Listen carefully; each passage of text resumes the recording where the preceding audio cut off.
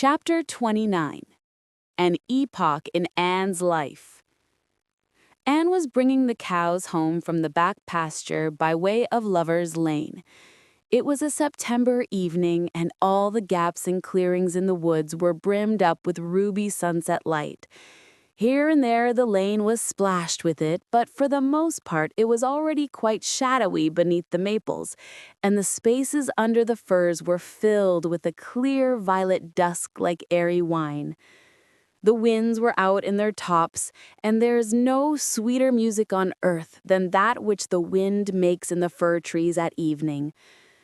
The cows swung placidly down the lane, and Anne followed them dreamily, repeating aloud the battle canto from Marmion, which had also been part of their English course the preceding winter, and which Miss Stacy had made them learn off by heart, and exulting in its rushing lines and the clash of spears in its imagery.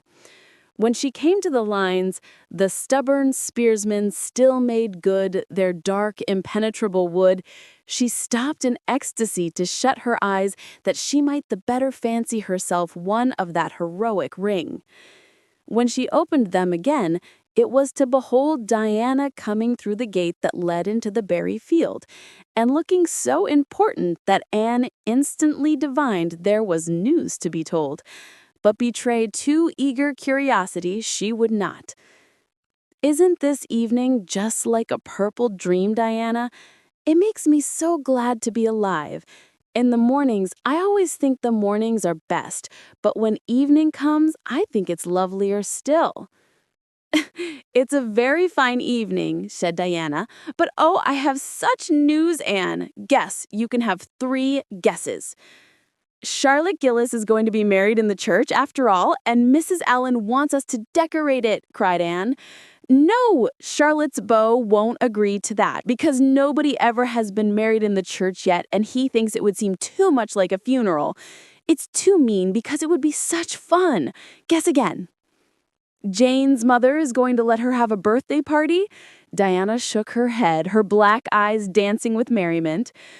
"I can't think what it can be," said Anne in despair, "unless it's that moody Spurgeon McPherson saw you home from prayer meeting last night. Did he?" "I should think not," exclaimed Diana indignantly. "I wouldn't be likely to boast of it if he did, the horrid creature."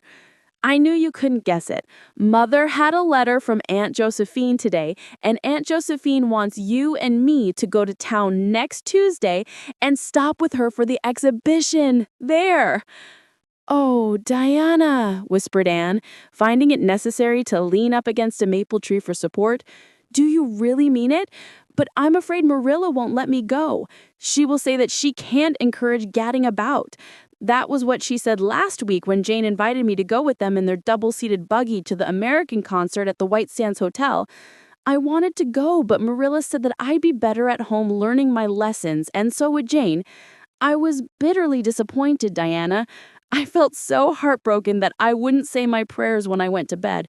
But I repented of that and got up in the middle of the night and said them." "I'll tell you," said Diana, "we'll get Mother to ask Marilla. She'll be more likely to let you go then. And if she does, we'll have the time of our lives, Anne. I've never been to an exhibition, and it's so aggravating to hear the other girls talking about their trips. Jane and Ruby have been twice, and they're going this year again." "I'm not going to think about it at all until I know whether I can go or not," said Anne resolutely. "If I did, and then was disappointed, it would be more than I could bear. But in case I do go, I'm very glad my new coat will be ready by that time. Marilla didn't think I needed a new coat. She said my old one would do very well for another winter, and that I ought to be satisfied with having a new dress. The dress is very pretty, Diana, navy blue and made so fashionably. Marilla always makes my dresses fashionably now, because she says she doesn't intend to have Matthew going to Mrs. Lynde to make them. I'm so glad.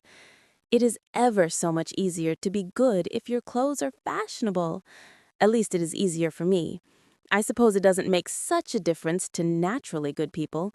But Matthew said I must have a new coat, so Marilla bought a lovely piece of blue broadcloth, and it's being made by a real dressmaker over at Carmody.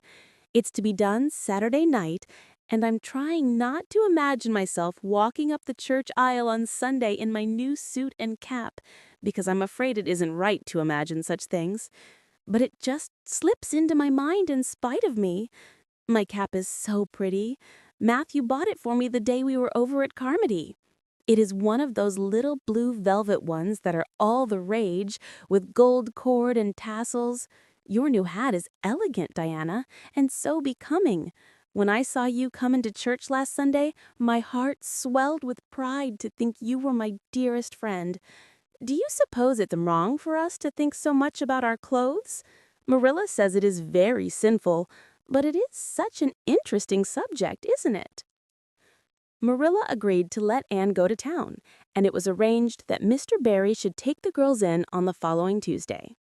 As Charlottetown was 30 miles away, and Mr. Barry wished to go and return the same day, it was necessary to make a very early start. But Anne counted it all joy and was up before sunrise on Tuesday morning. A glance from her window assured her that the day would be fine, for the eastern sky behind the firs of the haunted wood was all silvery and cloudless. Through the gap in the trees, a light was shining in the western gable of Orchard Slope, a token that Diana was also up. Anne was dressed by the time Matthew had the fire on and had the breakfast ready when Marilla came down, but for her own part was much too excited to eat.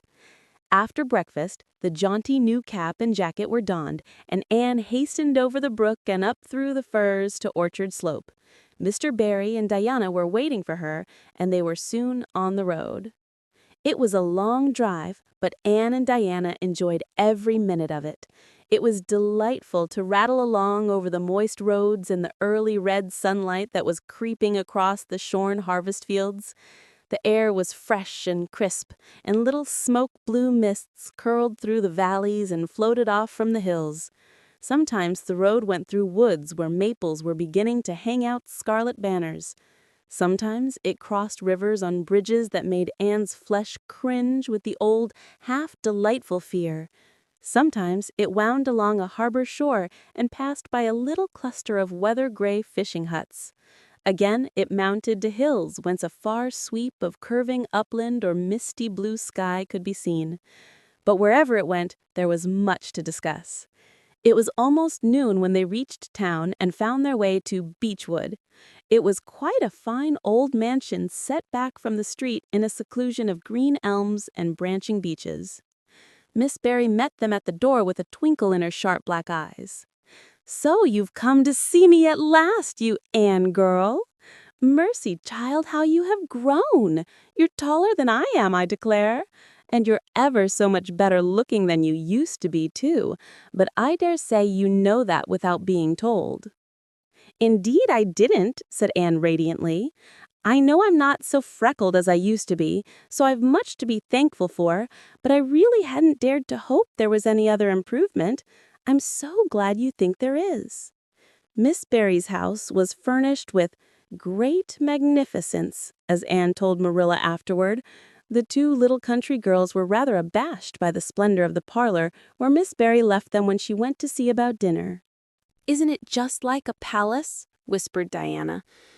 "I never was in Aunt Josephine's house before, and I'd no idea it was so grand. I just wish Julia Bell could see this. She puts on such airs about her mother's parlor." "Velvet carpet," sighed Anne luxuriously, "and silk curtains. I've dreamed of such things, Diana. But do you know, I don't believe I feel very comfortable with them after all.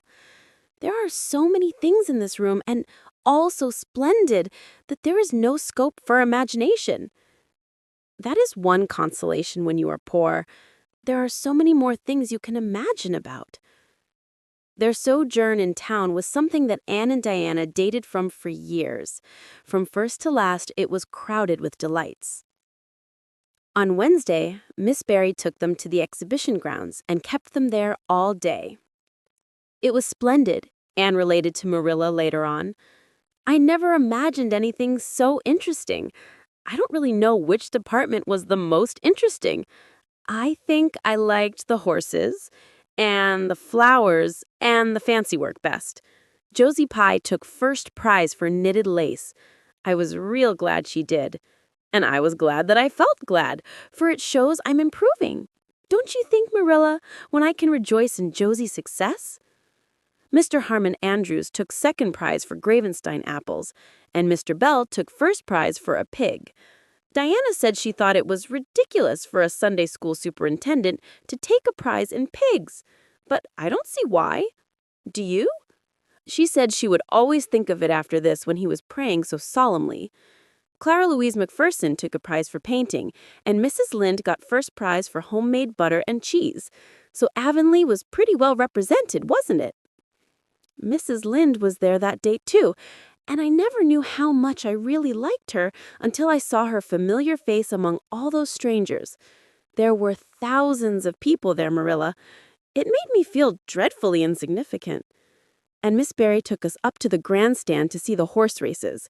Mrs. Lynde wouldn't go. She said horse racing was an abomination, and she, being a church member, thought it her bounden duty to set a good example by staying away. But there were so many there, I don't believe Mrs. Lynde's absence would ever be noticed. I don't think, though, that I ought to go very often to horse races, because they are awfully fascinating. Diana got so excited that she offered to bet me 10 cents that the red horse would win.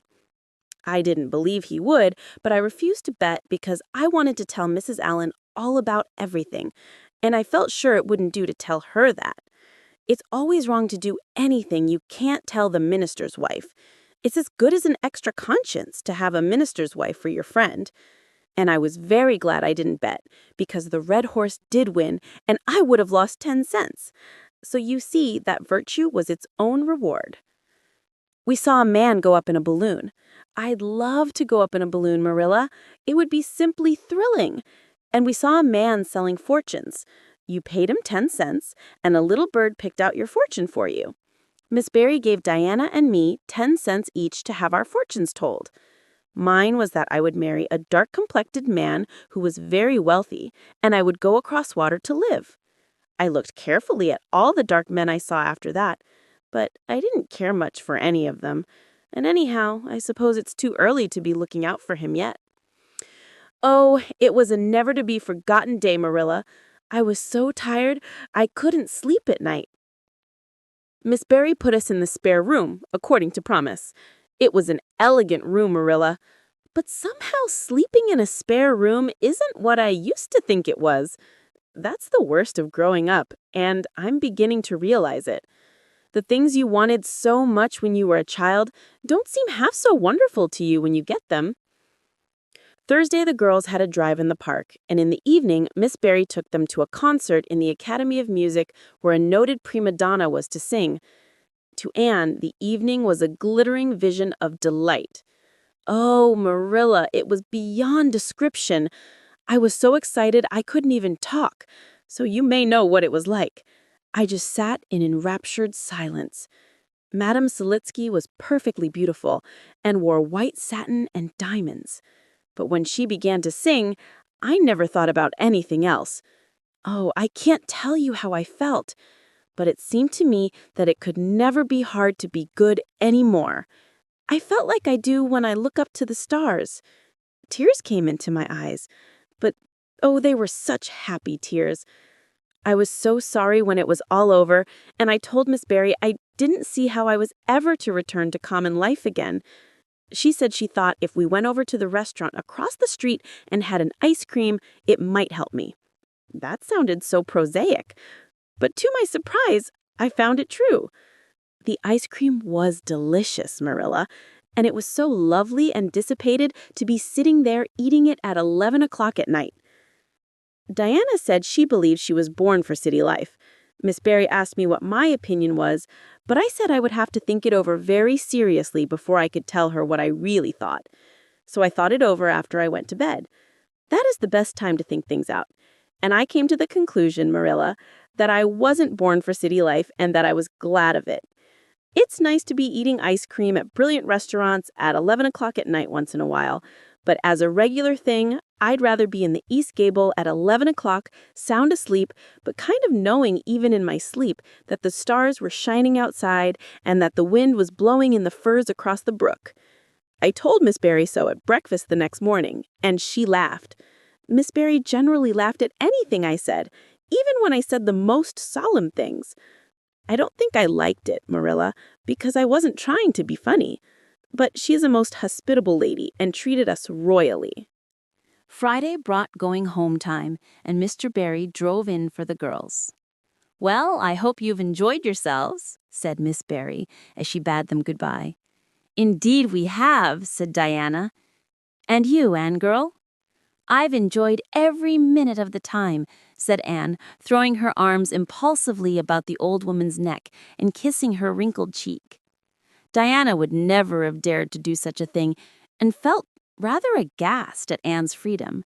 But Miss Barry was pleased, and she stood on her veranda and watched the buggy out of sight. Then she went back into her big house with a sigh. It seemed very lonely, lacking those fresh young lives. Miss Barry was a rather selfish old lady, if the truth must be told, and had never cared much for anybody but herself. She valued people only as they were of service to her or amused her. Anne had amused her, and consequently stood high in the old lady's good graces. But Miss Barry found herself thinking less about Anne's quaint speeches than of her fresh enthusiasms, her transparent emotions, her little winning ways, and the sweetness of her eyes and lips. "I thought Marilla Cuthbert was an old fool when I heard she adopted a girl out of an orphan asylum," she said to herself. "But I guess she didn't make much of a mistake after all. If I'd a child like Anne in the house all the time, I'd be a better and happier woman." Anne and Diana found the drive home as pleasant as the drive in. Pleasanter, indeed, since there was the delightful consciousness of home waiting at the end of it. It was sunset when they passed through White Sands and turned into the shore road. Beyond, the Avonlea hills came out darkly against the saffron sky. Behind them, the moon was rising out of the sea that grew all radiant and transfigured in her light. Every little cove along the curving road was a marvel of dancing ripples. The waves broke with a soft swish on the rocks below them, and the tang of the sea was in the strong, fresh air. "Oh, but it's good to be alive and to be going home," breathed Anne. When she crossed the log bridge over the brook, the kitchen light of Green Gables winked her a friendly welcome back. And through the open door shone the hearth fire, sending out its warm red glow athwart the chilly autumn night. Anne ran blithely up the hill and into the kitchen, where a hot supper was waiting on the table. "So you've got back," said Marilla, folding up her knitting. "Yes, and oh, it's so good to be back," said Anne joyously. "I could kiss everything, even to the clock. Marilla, a broiled chicken? You don't mean to say you cooked that from me?" "Yes, I did. I thought you'd be hungry after such a drive and need something real appetizing. Hurry and take off your things, and we'll have supper as soon as Matthew comes in. I'm glad you've got back, I must say. It's been fearful lonesome here without you, and I never put in 4 longer days." After supper, Anne sat before the fire between Matthew and Marilla and gave them a full account of her visit. "I've had a splendid time," she concluded happily, "and I feel that it marks an epoch in my life. But the best of it all was the coming home."